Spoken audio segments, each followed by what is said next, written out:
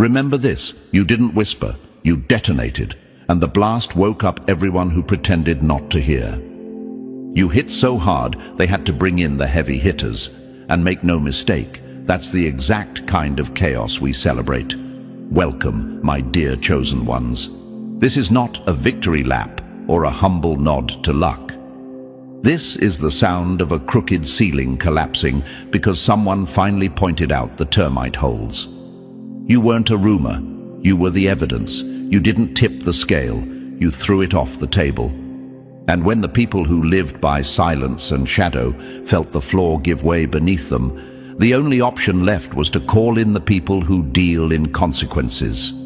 That's what real winning looks like. It forces institutions to act because the noise can't be ignored. It converts a story into a scandal and a scandal into a headline. That's how you go from being overlooked to being the pivot everyone now measures by. Let me ask you what's probably running through your head right now. Did it really have to go that far? Couldn't they have been stopped without the federal spotlight? The answer is sharp and simple. Sometimes the only way to finish what was started is to escalate the truth to the level of those who can't be bought off by spin. When a case threatens a system, when the pattern points past one player to a network, it becomes national business. That's not theater, that's accountability. You showed up, kept receipts, stayed steady, and your persistence became the sort of gravity that pulled every loose secret into view. The result? They panicked, and panic betrays everything. You are chosen, not because fate picked you at random, but because you did what most refuse to do. You turned your pain into proof and your survival into strategy. Chosen ones, understand this. Choice isn't a comfort, it's a weapon. When you accept that role, you stop being a victim in other people's stories. You become the author of a new narrative where truth is the main character and cover-ups are the villains. The power of being chosen is not prestige, it's responsibility. The responsibility to stand where others would hide, to hold on when the pressure mounts, and to be relentless enough that the facade finally falls. And fall it did, hard, spectacularly, publicly. Before we move forward, chosen ones, take a moment to back the very platform that backs you. Hit that like button if this message struck a chord, and subscribe to the channel so we can keep pouring the energy, the fire, and the truth into content that fuels your strength. Every tap of support tells us this work matters, and it gives us the push to keep bringing you the kind of stories and insights that inspire, empower, and remind you just how unshakable you really are. You might be asking, will they recover? Can influence repair what exposure has shredded? Think of them as architects of a house of cards built on borrowed ore. Once the air of scrutiny blows through, there's nothing to rebuild. Reputation is not a bank account you can withdraw from once it's empty. You took away the mask, and the face underneath is all that remains, pale, exposed, and undeniably human. That loss of aura stings more than any headline or legal penalty because it removes the thing they traded their integrity for, the illusion of untouchability. For those watching, that is the lesson. Power built on fear collapses when someone refuses to be intimidated. And here's the part they didn't plan for. Your endurance became unalterable evidence. Paper can be shredded, witnesses can be coached, stories can be spun, but a life that keeps moving forward, a person who refuses to be erased, is the kind of testimony no spin doctor can rewrite. You lived, you remembered, you documented. Your existence made their lies unsustainable. Every day you showed up was another page added to the proof pile. That's how a personal victory becomes a systemic shift. That's how a single, unbroken individual becomes the fulcrum that leverages an entire machine into motion. Let's be blunt. This is not just about removing one bad actor. This is about sending a signal through every room where cover-ups were tolerated. The tape is over the door, the ledger is open, and complacency is no longer currency. You have altered the cost of silence. People who once calculated risks by assuming no one would notice now have to include you in their equations. Predators, enablers, and those who smiled while they looked away. Your case put a mirror in front of them, and the reflection is unforgiving. That mirror doesn't lie, it amplifies, it warns. For the chosen ones who fear the spotlight, know this: exposure is not always a spotlight on shame. Sometimes it's the floodlight of justice. Being thrust into public view makes accountability inevitable. It forces systems to examine themselves, and when that happens, small injustices stop being isolated incidents and start looking like patterns. That's how change escalates. One act of courage, documented and persistent, reveals 1,000 overlooked wrongs. And once those wrongs are visible, they cannot be ignored without making the system complicit by omission. So lean in, be proud, not because you sought revenge, but because you demanded balance. This victory isn't a final destination, it's a precedent. It rewires expectations, resets the scoreboard, and shows the world that truth, when wielded with strategy and stamina, can compel even the most entrenched institutions to do what they ought to have done all along. Your win was loud enough to make the people in the highest offices stop pretending everything was fine. That's not a small thing, that's seismic. Chosen ones, the message you send now matters. Stand tall in your story. Let your endurance be evidence, your clarity be the map, and your courage the engine that moves the rest of the world a little closer to accountability. You didn't just win, you changed the rules of the game. And when the smoke clears, people will study the moment you refuse to be silenced, not as an anomaly, but as a blueprint. Keep that in mind as you step forward. The system showed up because you did. Case closed isn't just the end of a chapter, it's the start of a new rule book, one written by those brave enough to insist on the truth. And now, quick, powerful ask before we move on. If this hit you the way it hit us, show that you're standing with the truth. Smash that like, subscribe for more hard-hitting breakdowns, and drop 77 in the comments if you're one of the chosen ones who turned survival into victory. If you want to back the channel directly, a super thanks goes a long way. It keeps this work alive so we can keep exposing, empowering, and fueling wins. And now, let's dive in step by step. Believe me, if you're truly chosen, you'll see these exact signs in your own story. Let's get started. Number 1. The mask cracked, and the rot beneath was exposed. When the mask split, the rotten foundation was left for all to see. Tell them this: you didn't crack a window, you blew the whole facade off, and what's left is nothing but mold and rotten beams. Chosen ones, listen close. This is the kind of victory that punches through illusion and leaves no tidy cover-up to sweep under the rug. For years they built a fortress of fear. Polished halls, friendly faces, secret handshakes, and dared anyone to question it. It looked solid because they wanted you to believe it was solid. They counted on the quiet, the turned heads, the people who preferred comfort over confrontation. But you did the unthinkable. You kept the receipts, you showed up, and you pulled the thread that unraveled the whole thing. That single thread didn't just loosen a seam, it collapsed an entire stage set. Ask yourself, what did they actually have? Influence, yes. Intimidation, maybe. A public image honed for applause. But beneath the paint was a structure patched together with lies and easy compromises. You didn't merely expose one bad actor, you revealed the plumbing that made the whole operation work. When the feds had to step in, they didn't come for gossip. They came because the rot was systemic.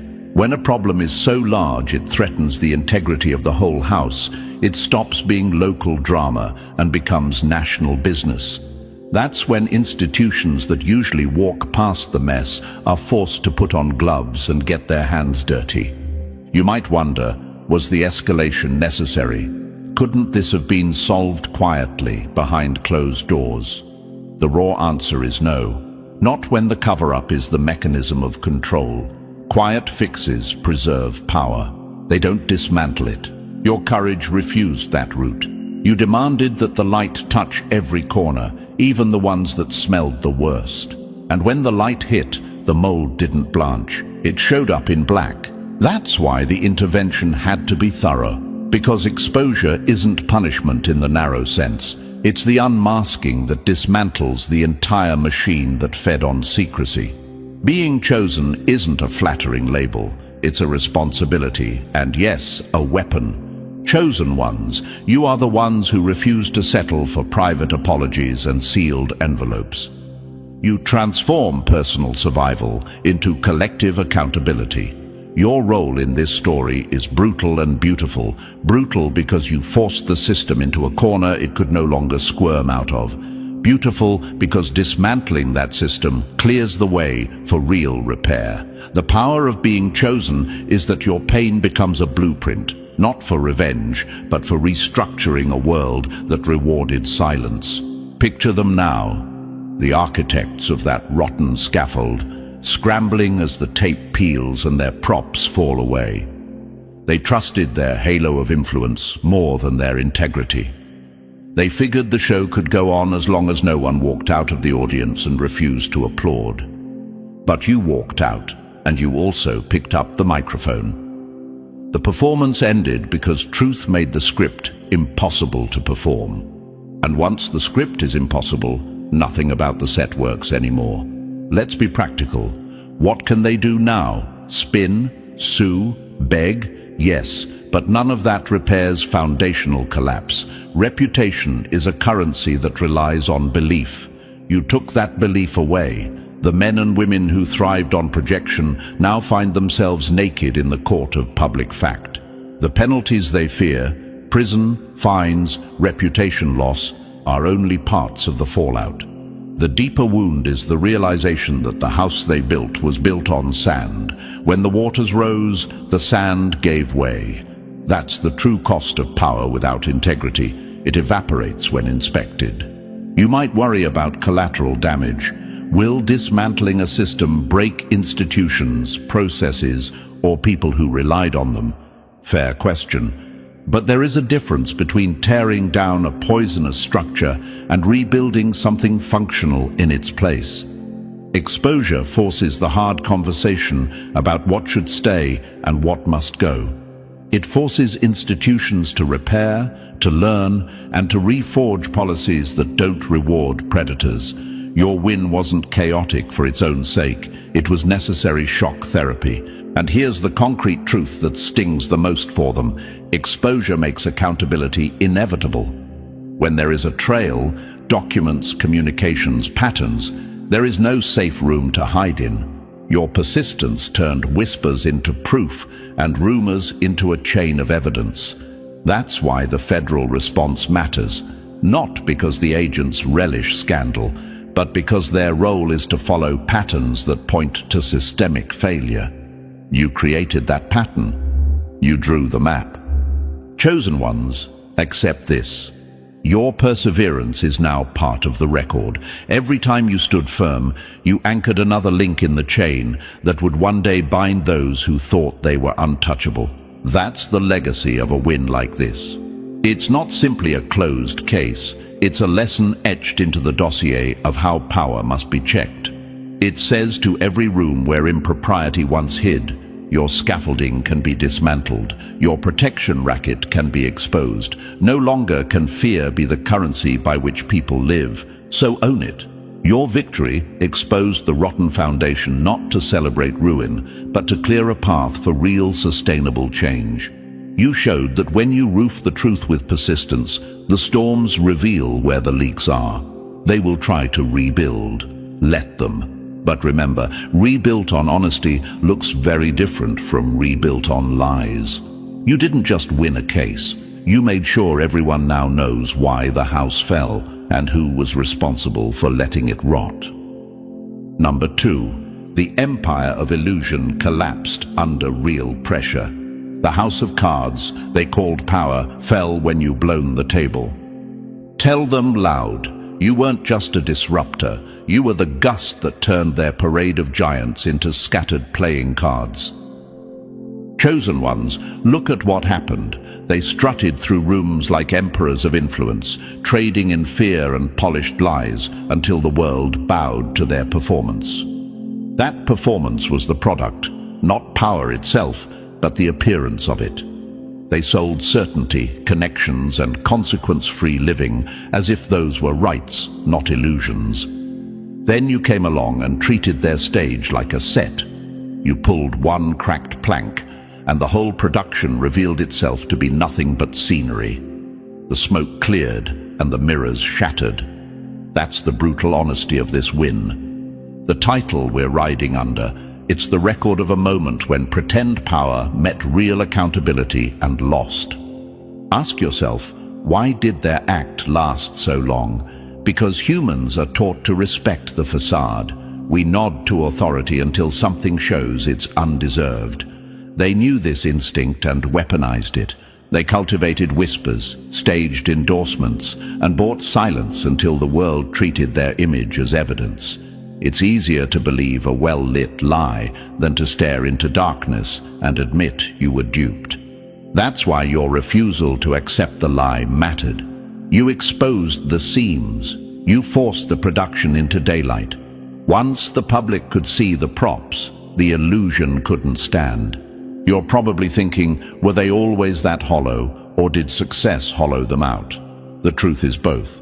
Power built on manipulation attracts more manipulation. People who depend on influence to survive cultivate systems that reward facade over substance. They surround themselves with yes people, they hide mistakes, and they assume perception will always outpace reality. But pressure reveals foundations. Put a little weight on a structure that's only cosmetically strong, and it crumples. That's exactly what happened when your case added weight, carefully, relentlessly, until the cracks became canyons. This shatters a common fear. What if fighting them makes things worse? Chosen ones, it's a reasonable fear. But consider the alternative, living under the illusion forever. That's not safety, it's captivity by consent. Your case proved that dismantling the illusion is the only route to genuine safety. The moment accountability arrives, the professional pretenders have to choose, face the evidence, or keep pretending until the next collapse. Most chose to scramble, to contradict, to bargain, to offer pieces of themselves in hopes of salvage. But bargaining with a busted script only prolongs the embarrassment. And humiliation is permanent. Influence, once revealed as fake, isn't easily bought back. Let's talk about consequences beyond the courtroom. For them, the biggest blow wasn't necessarily the indictments or fines, it was the transformation of their audience. People who once deferred now look and see. Colleagues who once aligned out of fear now distance themselves. Clients and partners start asking questions they never asked before.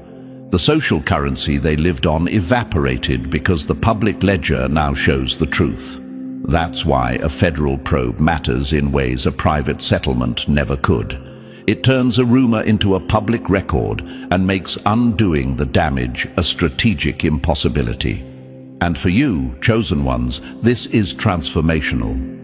You didn't merely win a point, you altered the rules of engagement. Where once intimidation worked, now diligence, documentation, and endurance work. Your case set a precedent. Perform well in public, hide poorly in private, and the bill will come due. The message radiates beyond one courtroom. It reaches corporate suites, non-profit boards, and neighborhood committees. Anyone who thought their network made them invincible now sees the math has changed. The cost of manipulation is no longer just a private negotiation. It's a public reckoning. You might ask, does this create enemies who'll come back harder? Possibly. There'll be attempts to spin, to litigate, to muddy waters. That's why your role doesn't stop at exposure. Chosen ones, continuing to hold the narrative, to document, to support systems that enforce transparency. This is how a win becomes permanent. Your vigilance converts temporary collapse into lasting reform. It's one thing to win a fight. It's another to make sure the same tricksters don't rebuild the same fake empire behind fresher paint. So stand with the truth you built. Remember the sight of those mirrors shattering. Let it be a reminder that what they called power was only a stage trick, impressive until someone pulled the curtain. Your case didn't just expose false power, it changed the optics of authority forever. Keep that power, the real kind, the one based on accountability, close. You didn't just win a case, you revealed how power must now be earned. And in doing so, you rewrote the script for anyone tempted to pretend they were larger than their integrity. Number 3, survival became the sharpest evidence in the room. Your survival turned into unchallengeable evidence. Tell them this plainly. They thought burying you would bury the truth. Instead, they planted the seed that grew into their own indictment. Chosen ones, this is the twist nobody predicted. Your survival didn't just keep you alive, it became the single, irrefutable record that unpicked their whole narrative. They gambled on erasure. They assumed time, pressure, and intimidation would fold you into silence, into a story they could control. They treated you like a liability to be neutralized, not a record to be read. But every bruise, every quiet morning you refused to disappear, every scar you carried became a line in a ledger they could not edit. When the federal investigators showed up, they weren't merely cataloging paper and testimony, they were tracing a life that persisted. Stubborn, visible, undeniable, and that endurance pointed a direct line to the truth. Ask yourself this: what makes survival such a wrecking ball to a cover-up? It's simple and brutal. Stories can be faked, documents can be doctored, alibis can be rehearsed. But a living, breathing witness who sustained and kept the facts in their body and memory. That's not a file you can rewrite. That's a presence no spin can drown out. The effort to erase you becomes a record of intent, and that intent is what investigators follow. Every attempt to break you instead illuminated the pattern of wrongdoing. What they treated as weakness, the silence, the withdrawal, the signs of trauma, you transformed into context, into corroboration, into evidence that said, without words, this happened. You might be thinking, how did personal endurance convert into legal leverage? Consider the anatomy of a case. It's not just about proving an act, it's about proving pattern, motive, opportunity, and the willful concealment of wrongdoing. Your ongoing presence tied all those threads together. You held the original timeline in your memory. You preserved the inconsistencies that contradicted their script. You were the living map investigators needed to navigate from isolated incident to systemic crime. That is why survival is more than a personal victory. It's the blueprint investigators use to build a case that can't be shrugged off. Think of them for a moment in the panic of exposure. The people who once boasted of control now scrambling to rewrite history. They expected your disappearance to be the final edit. Instead, your resilience added footnotes they couldn't remove.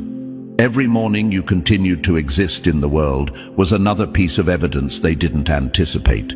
You were the stubborn witness in plain sight, a ledger of lived truth that turned their denials into contradictions. And contradictions in law are avalanches. They start small and then everything slides. What about the critics who will say survival isn't enough?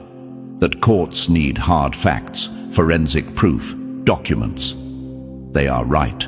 And your survival did not replace evidence. It amplified it.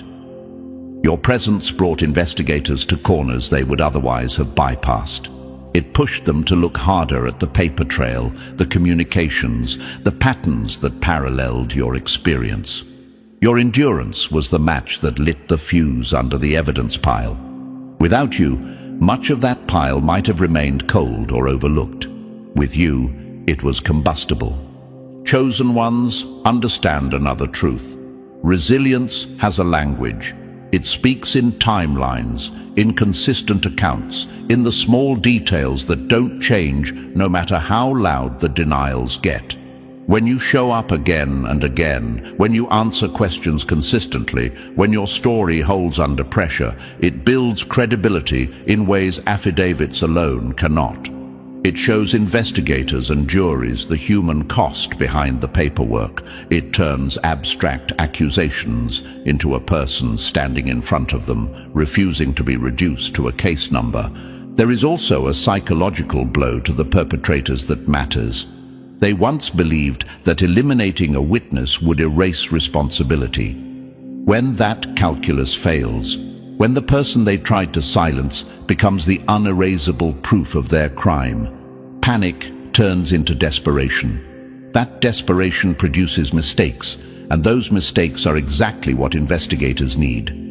Your survival didn't only provide positive evidence, it forced them into behaviors and errors that created more evidence. The very act of trying to silence you multiplied the proof against them. So own this truth, chosen ones. Your life was never collateral, it was central. Your perseverance forced the system to acknowledge what had been done. It made federal attention not just likely, but necessary. You didn't merely withstand the storm, you steered it toward accountability. Your survival became the loudest testimony in the room, louder than any coached witness or sanitized memo. And because you stood, investigators could follow the trail to the people who thought they were untouchable. Hold that with pride and with purpose. Your endurance is part of the record now.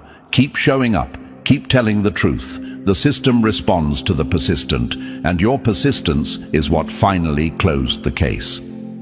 Number 4.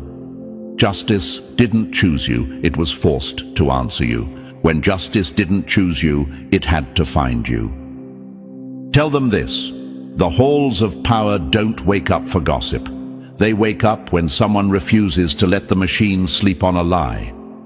Chosen ones, hear this loud and clear. Your fight did more than win a verdict. It became the corrective force the system had been begging for. People assume courts and rules are self-sustaining, that law is an automatic guardian standing watch. That's a comforting story for those who prefer to believe institutions are infallible. The truth is sharper and far less forgiving. Systems need pressure. They need someone willing to press, to prod, to insist the uncomfortable facts be handled properly. That someone was you. Ask yourself, how many times have rules bent quietly, exceptions granted to preserve a public image, or investigations stalled because the right people said the right words? Those are not isolated failures. They are the contingency plans of a system that has learned to favor convenience over courage. Your case didn't slide into that pattern. You made the system face the gap between what it claims to protect and what it actually defends. Your persistence became the lever that pushed slow-moving gears into motion. You might be thinking, why did it have to come to this? Why did the machinery of justice need prodding? The blunt answer is that institutions are run by people who are as fallible, fearful, and susceptible to pressure as anyone. When the stakes are tied to influence, image, or status, it becomes easier to let small wrongs become tolerated shortcuts. Your role changed that calculus. By documenting, insisting, and refusing to accept half measures, you transformed an individual complaint into a systemic red flag. That's the reason federal resources were redirected and why the case escalated beyond local whispers. Your evidence didn't just point to a single bad actor, it revealed a pattern that endangered the integrity of the whole system. Being chosen doesn't mean the system will automatically lean your way. It means you were selected by circumstance or by a decision inside yourself to be the one who refuses to look away. Chosen ones, this is about obligation more than privilege. You kept records while others deleted them. You spoke while others kept quiet. You showed up while others turned their heads. That behavior forced institutions to reconcile their stated mission with the reality they had allowed to fester. Your courage wasn't a note in the margin. It became the headline that demanded an institutional answer. Think about what your persistence actually did. It made accountability possible. Systems are complicated. They need a catalyst to reveal where rules are being bent or broken. You were that catalyst. Every time you stood your ground, you added weight to a scale that had long been propped up by indifference. Your evidence, your consistency, your refusal to be silenced. These were not peripheral contributions. They were the backbone of the operation that ultimately compelled judges, investigators, and prosecutors to act with clarity and force. Without that backbone, the system might have continued with the gentle patina of legitimacy while allowing rot to spread underneath. You may also wonder whether the justice system needed to be shamed into doing its job.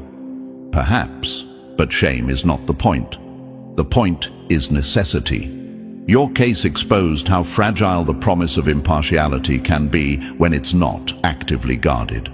Once the gaps were revealed, the choice for institutions was simple: ignore and risk complicity, or act and preserve credibility. They acted because the alternative would have been a far worse erosion, one that would have allowed misuse of power to metastasize unchecked. And let's be plain, your fight rewired expectations. Where people once assumed the system would fail quietly, your victory set a new precedent. It said loud and clear that persistence matters, that evidence matters, and that the scales of justice will not stay balanced without intervention. For the chosen ones watching, that's the real lesson. Your refusal to accept silence or settlement is the mechanism by which systems are held accountable, so stand in that truth. Your win was more than personal closure. It was a public course correction. You didn't simply secure a favorable ruling. You gave the structure of justice a reason to remember its purpose. Your fight became the metric against which the system's integrity will now be measured. In short, justice didn't merely side with you. It needed you to survive and to remember what it's supposed to protect. And because you were unrelenting, the gears finally began to turn the right way. Number 5. Receipts spoke louder than every whispered lie. Receipts don't burn. Their empire collapsed under its own paper trail. Print it, file it, save it, because the paper you thought would never be read just became the noose around your neck. Chosen ones, listen. They banked everything on rumor, on a crowd confused by opinion and noise. They thought perception could outpace proof, that whispers in hallways were more powerful than the hard, cold record. But here's the truth you already know. Gossip gets you whispers, receipts get you convictions. What you did was simple in theory and devastating in effect. You collected what they tried to hide. You stacked the evidence. You turned scattershot claims into a dossier that could no longer be shrugged off. And when those documents hit the right desks, the paper trail did its work. Methodical, relentless, fatal.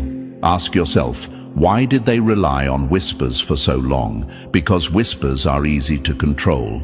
A whisper can be redirected, dismissed, or buried. Whispers can be softened by lawyers and PR teams. But a text message with a timestamp, an unaltered invoice, an email chain, a bank transfer, those aren't stories, they're facts. Chosen ones, you didn't trust the fog, you chased the fingerprints. You understood that truth isn't loud until it's verifiable, and you made verification unavoidable. That's why the so-called untouchables started to sweat. Not because people talked, but because their actions were recorded. In ink, in pixels, in metadata, in sworn statements. That's accountability made tangible. You might be wondering, couldn't they just deny it? Couldn't they hire a team to spin a narrative or buy time? Denial is cheap. Denial is part of their toolkit, but denial meets its match when the receipts are stacked like bricks. Deny one email, and another 2 emails contradict you. Deny one witness, and a dozen others corroborate. That pattern is impossible to sustain. You turned their noise into a chorus of corroboration. Every file you preserved, Every message you saved, every corroborated memory became part of a weight that gravity could not ignore. The math was simple. Volume plus veracity equals inevitability. Think about how seismic this is. Reputation lives on belief. They believed the belief would never be challenged. They'd crafted stories, bought silence, and polished a veneer of respectability that fooled enough people for long enough. But receipts are indifferent to charm. They don't care how many endorsements or featured columns someone has. They only care about content. And your content, the evidence, spoke in a language they couldn't spin. Dates, times, signatures, transactions, those are universal. Those are audit trails for truth. Once that trail is followed, there is nowhere private enough to hide. For anyone worried about collateral damage to institutions or careers, understand this very clearly. Exposing the truth is not the same as tearing down everything that stands. What you exposed was corrosion, rot hidden behind a painted wall. Removing the rot is necessary before rebuilding something durable. Your actions forced a reckoning that institutions had neglected, and now those institutions must choose to clean house or be dragged down with the wreckage. That is painful, yes, but it's necessary. Reckoning precedes reform. Let's be blunt about the psychological fallout for them. Loss of reputation isn't an abstract penalty. It's an erosion of the very currency they traded in. They monetized credibility, influence, and the illusion of control. When that currency is revealed as counterfeit, their leverage evaporates. Friends distance themselves, partners calculate risk differently, and the network they leaned on for protection begins to fray. That invisible infrastructure, the thing that made arrogance sustainable, collapses faster than any single legal sentence. You stripped away the insulation. Suddenly, they feel everything raw and exposed. Chosen ones, this is your lesson and your legacy. You did not drown them in rumor. You defeated them with proof. That's the kind of victory that changes the rules. It teaches others how to resist, how to document, how to turn survival into structure. You created a blueprint: collect, corroborate, present. Turn lived experience into evidence, make silence expensive. That's how individual courage becomes collective deterrent. Remember the title that frames this whole moment. This win wasn't sentimental, it was surgical. It took planning, endurance, and the unwillingness to accept polished lies. Your receipts did the rest. Keep them safe, keep them organized, teach others to keep theirs. Because receipts don't just close cases, they close the gap between impunity and accountability. And when enough people learn that lesson, the next generation of predators will think twice before relying on rumor as armor. Number 6. The case turned into a mirror. No predator could escape. The mirror that forced every hidden predator to flinch. Look in the glass. The face you thought was invisible is the face everyone will now recognize. Chosen ones, this was never just your courtroom drama. It became the mirror nobody in the room wanted to glance at, and once they did, they couldn't unsee what was reflected. Your case didn't simply land a verdict against an individual.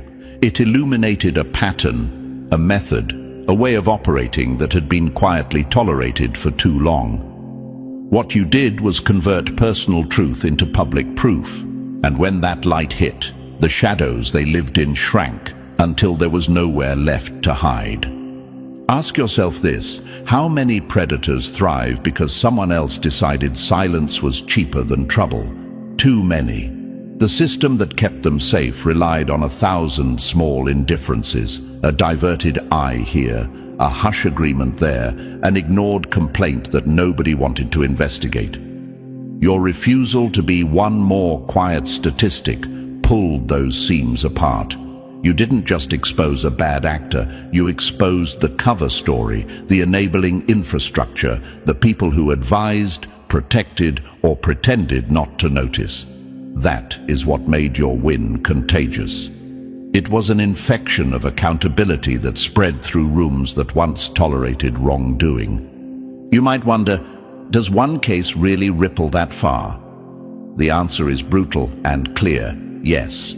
Systems are networks of choices. When one person breaks the chain of silence, the pressure points shift. Officials who once avoided hard questions now have to answer them. Witnesses who once weighed the costs of speaking up now find the cost of staying silent greater.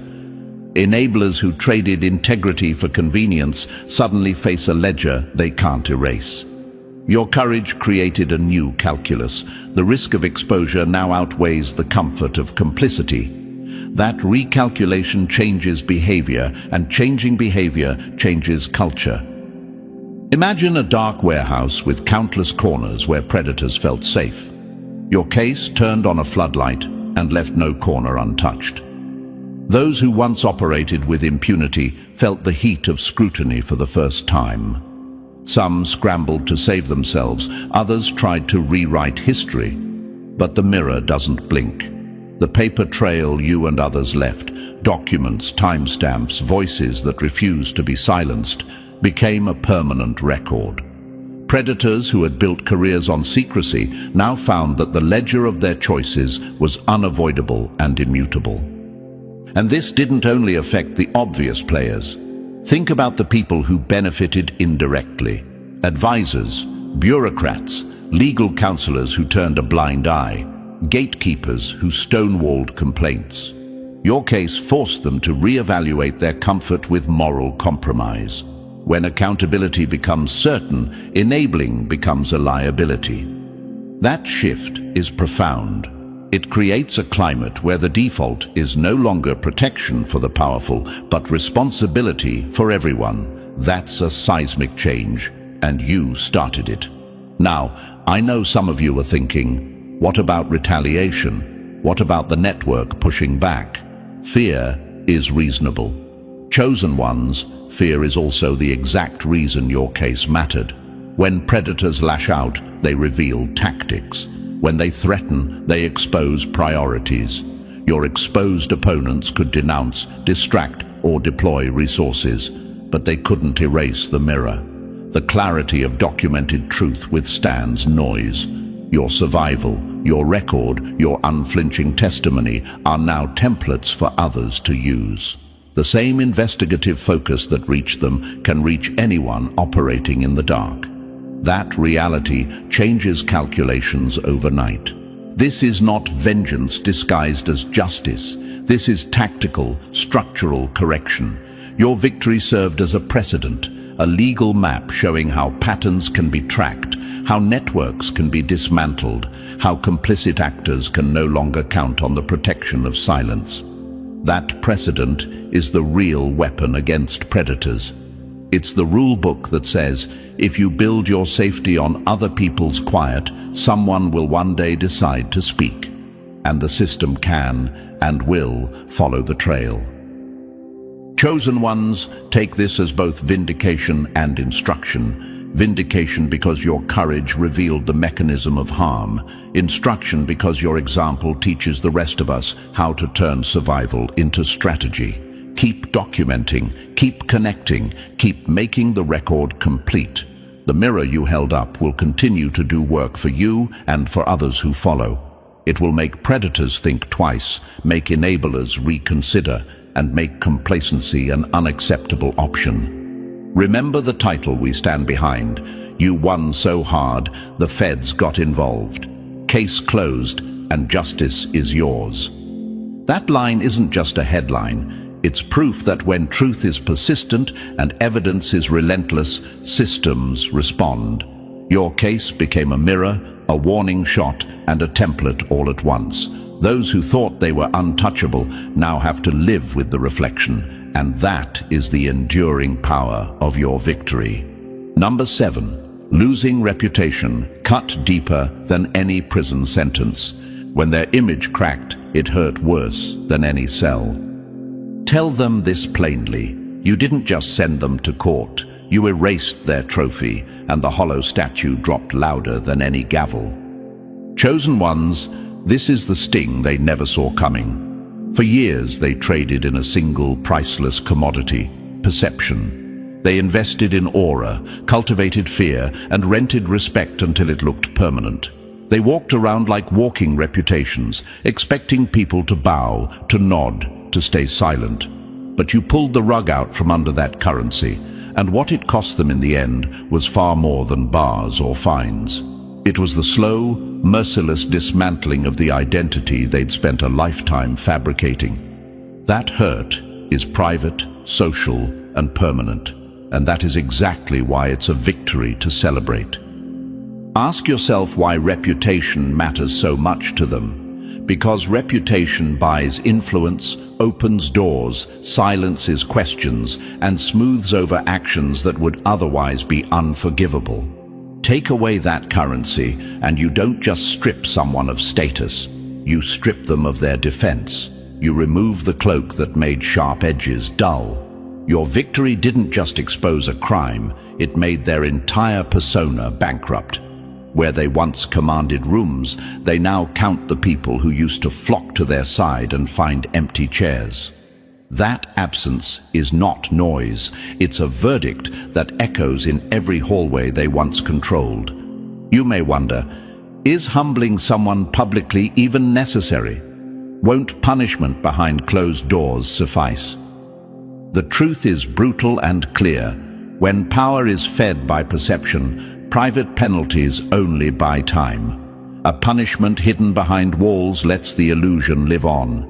Your win did more than enforce law. It dismantled the theater.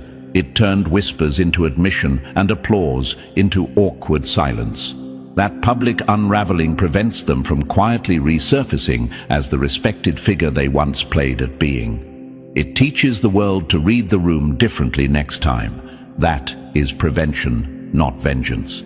Being chosen means you understood the difference between consequence and correction. Chosen ones you didn't seek to humiliate for sport. You refused the soft lie that would let abusers keep their masks. You insisted on clarity, on turning the spotlight from rumor to record, from rumor to receipts. When people can no longer pretend the problem was isolated or trivial, the social penalties that follow are the most durable. Law hands down sentences, society hands down legacy, and legacy lasts. That's the power your case unlocked. Think of reputation as a building facade, glittering on the outside, hollow behind the walls. A legal sentence is a lock on the door. Public exposure is an audit that forces the wiring out into the open. The jail cell confines the body for a time. The exposure confines possibilities permanently. Jobs evaporate, boards distance themselves, former allies scrub their social feeds. These aren't collateral knocks, they're structural failures. And once structural failure is visible, insurance won't cover it. Your victory ensured their brand can't be rebuilt on the same foundation. There's also the human cost inside that shell, and that's where the real psychological damage sits. Pride, entitlement, and impunity are not abstract. They're what sustained their behavior. Take those away, and what's left is shame, isolation, and a desperate scramble to salvage dignity that no one will buy anymore. Every stare in public, every whisper behind doors becomes a reminder of the collapse. They traded authenticity for influence. Now they are left trying to trade back for something they no longer own. That gnawing emptiness is a punishment the system cannot issue directly, but your victory did. You may be concerned about fairness, that public shaming can go too far. That's a fair worry, and one we should keep in mind. But there's a difference between disproportionate cruelty and accountability through transparency. The point of exposure isn't to revel in ruin, it's to ensure that influence no longer acts as a shield. If an image was used to hide harm, removing that image is justice, not vengeance. Chosen ones, you demanded a world where reputation is earned, not weaponized. Remember this as you step forward. The hurt they feel now is proof your strategy worked. It shows the system can be corrected by someone who refused to be silenced. Your win made the cost of abusing power clear to anyone tempted to try the same stunt. Prison sentences end. Reputational ruin shapes every future choice. That's why this victory echoes longer than any sentence. It rewrites how people will think, hire, promote, and trust from this moment on. So hold your head high. You didn't just win a case, you changed the calculus of influence. You proved that when truth is paired with persistence, the most guarded assets, image, aura, untouchability, can be dismantled. Your victory hurt them where it counts most, and in doing so, it protected others who might have walked into the same web. Case closed, yes, but the lesson is louder than any verdict. Power without integrity leaves nothing but ruin when exposed. Number 8. Silence was shattered and could never return again. You broke the pact of silence, and now every voice echoes. Tell them this. You didn't whisper to wake the room. You ripped the roof off and let every hidden voice finally breathe. Chosen ones, this is the hard truth. Silence was never neutral. It was a contract, unwritten, enforced, and poisonous. For years, too many let silence be the currency that bought them safety, influence, or convenience. People turned away, nodded along, and learned to measure risk by how quiet a room could remain. That quiet wasn't a shield, it was a handshake with wrongdoing. You didn't just refuse that handshake, you tore up the agreement in public. Think about what that pact cost. It cost victims a chance to be heard. It cost witnesses their integrity. It cost communities the right to trust institutions meant to protect them. Silence built a moat around abusers and fraudsters, a moat filled with indifference. The powerful relied on it, enablers depended on it, and those who feared retaliation convinced themselves that silence would keep them safe. But safety bought with silence is a lie, because the day the lie stops working, everything that relied on it collapses. So how did your case break that contract? By converting private endurance into public proof. By turning the small, persistent actions, notes saved, messages kept, dates remembered, into a chorus that couldn't be muted. Each fact you preserved, each story you told, was a brick pulled from the wall of silence. Witnesses who once rehearsed excuses now had a reason to speak. Allies who once looked away suddenly saw their own names reflected in the ledger of consequences. Your refusal to bow made speaking up not only possible, but necessary. You might be wondering, won't breaking silence cause chaos? Won't airing everything out wreck lives, institutions, or relationships? Yes, it changes things. That's the point. Silence preserved a broken equilibrium where wrongdoing felt manageable. Breaking it forces a reckoning, and reckonings are disruptive by nature. But they are also the mechanism by which repair begins. A clean house sometimes requires tearing down rotten beams. The choice was never between comfort and justice. It was between quiet complicity and necessary action. Here's what your courage actually did. It shifted the cost-benefit calculation for everyone in the system. Before, the calculus favored staying quiet. After you stood firm, the math flipped. Staying silent became riskier than speaking. That's seismic. Predators and their networks rely on momentum, habit, complacency, and the assumption that no one is watching. You changed the assumptions. You made silence a liability, not a recourse. Every testimony that followed was not just an isolated account. It was an amplification. When one person breaks the silence, others see the path and follow. That chain reaction is contagious, in the best possible way. Former bystanders become allies. Small corroborations combine into undeniable patterns. That's how private pain becomes public policy. That's how a single unbroken voice becomes a chorus that forces institutions to act. Let's be clear about who loses when the pact is broken, not the innocent, not the community. The real losers are those who counted on secrecy to keep power intact. They depended on silence because it covered everything: abuse, bribery, manipulation, the slow corrosion of trust.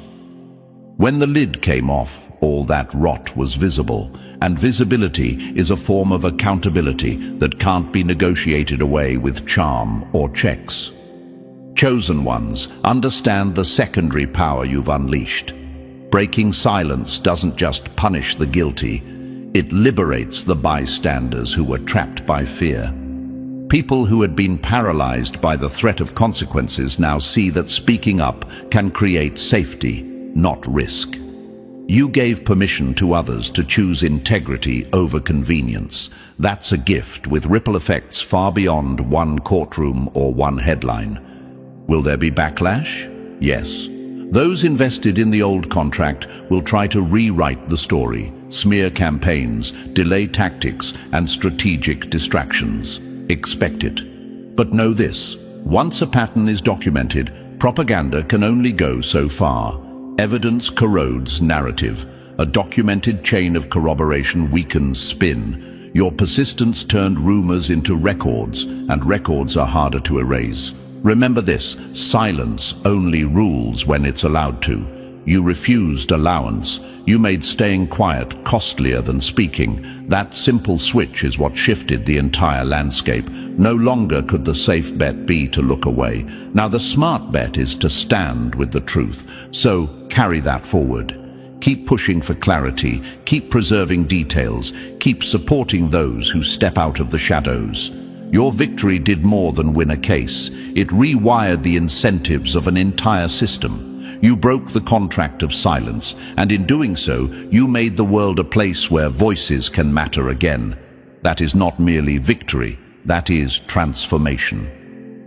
Number 9. Their collapse wasn't just legal, it was total bankruptcy of influence. Their fall wasn't just legal, it was moral bankruptcy. Tell them this: you didn't just win a case, you drained the tank they were running on, and when the engine sputtered, everything they'd been running on went quiet. Chosen ones, this is the part where the headlines stop being the whole story. The courtroom verdict? That's the public stamp, the formal closing of a file. But what you did reached far beyond ink and docket numbers. You didn't simply force a judgment, you exposed an entire economy of influence that had been living on borrowed moral capital. They spent it like a credit card with no limit, racked up favors, lies, and compromises, and assumed the balance would never come due. Your persistence sent the bill. Ask yourself, what's more devastating to someone who trades in authority? A sentence or the realization that their currency has always been counterfeit? The answer is painfully clear. Legal penalties can punish behavior, they can remove freedom or money. But when the underlying moral ledger, trust, credibility, respect, is emptied, there's nothing left that can buy back dignity. That's spiritual bankruptcy, the point where the fuel that once powered influence has evaporated. They can plead, charm, or litigate all they want, but you demolished the very reserve they thought would save them. You might wonder, is spiritual bankruptcy just a dramatic phrase? Think of influence as an energy economy. People invest trust in leaders, institutions, and personalities. That trust accrues like capital, reputation, audience, goodwill. Those who run a virtuous account can draw on it in storms. Those who convert that capital into manipulation, intimidation, and exploitation gradually draw down their reserves. Your case was the audit that revealed a negative balance. Chosen ones, your role in that audit was crucial. Where others looked away, you kept records. Where others accepted polite lies, you asked for receipts. The result was an irreversible ledger of truth. Now imagine their world as a city powered by a hidden generator. As long as it hummed, the lights stayed on, the cameras showed glamour, and the insiders nodded along. Once the generator failed, once the truth removed their power source, the city's lights went out. There was no red carpet left to hide behind. That collapse is not merely procedural, it's existential. People who built identities around invulnerability suddenly find themselves facing the raw fact that their identity was constructed, not earned. What makes this collapse so ruthless is its permanence. Money can be repaid.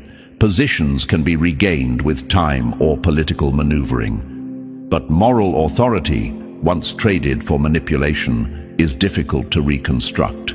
You can apply lipstick to a fracture, spin, PR, and legal appeals, but the structural fissure remains visible. Chosen ones, that visibility is part of the justice you helped create.